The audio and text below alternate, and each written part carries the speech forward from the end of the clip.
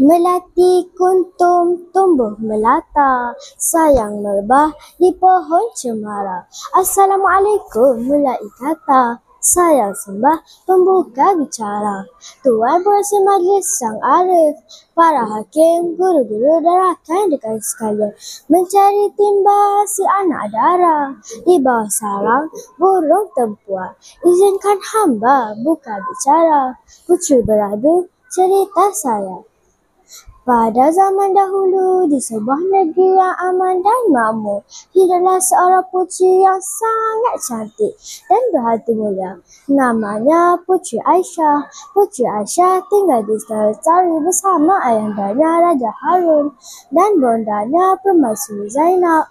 Rakyat seluruh negeri menyayangi puteri itu kerana dia sangat baik, suka membantu orang miskin dan sentiasa tersenyum kepada siapa saja yang ditemui.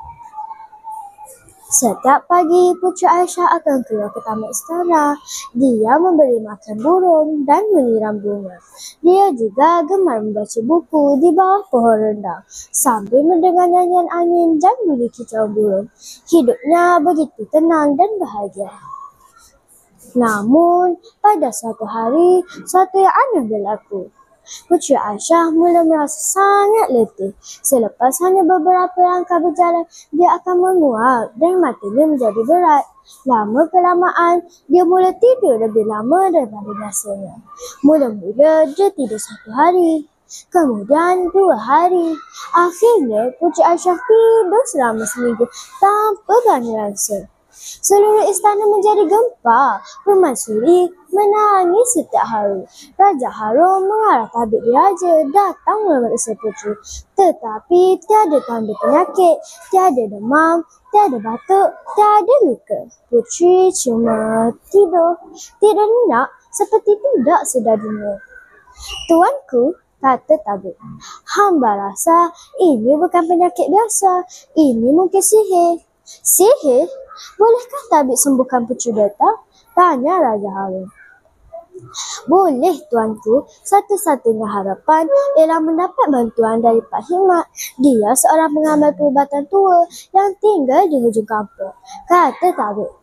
Pak Hikmat datang ke istana setelah dititahkan oleh tuanku.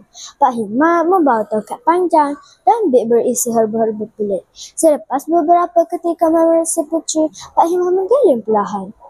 Saya pasti Puteri Aisyah terkena sumpahan tidur dari hutan gelap. Seseorang atau sesuatu telah melepaskan sihir yang membuatkan puteri tertidur selama-lamanya. Melainkan apa, Pak Hikmat? Tanya Raja Harun dengan cemas.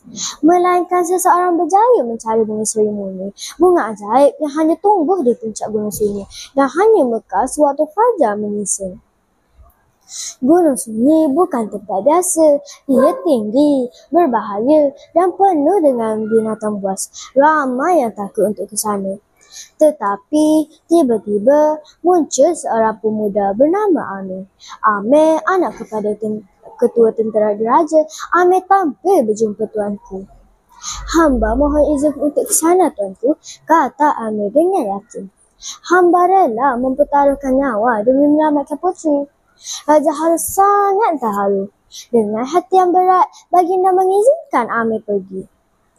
Perjalanan Amir bukanlah mudah, mendaki bukit, mereda hujan, menempuh angin segala rintangan. Di tengah hutan, dia bertemu ular besar.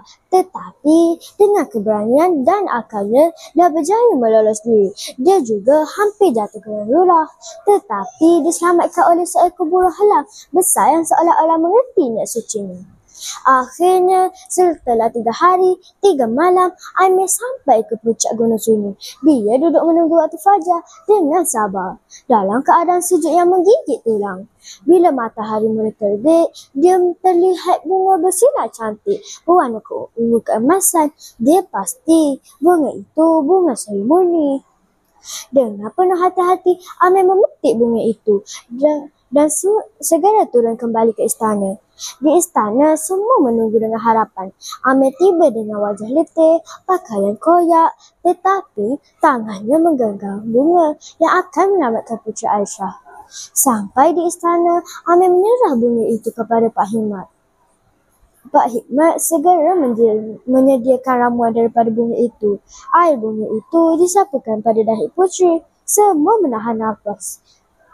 Tetapi tiba-tiba Puteri Aisyah menarik nafas panjang dan membuka matanya perlahan-lahan. Ibu, ayah, suara puteri lemah tetapi jelas. Seluruh istana bersorak gembira. Permaisuri terus membela anaknya. Raja Harun menitis air mata kegembiraan. Syukur puteriku kembali, kata Raja Harun. Puteri Aisyah memandang ke sekeliling dan bertanya, siapa yang menyelamatkan beta?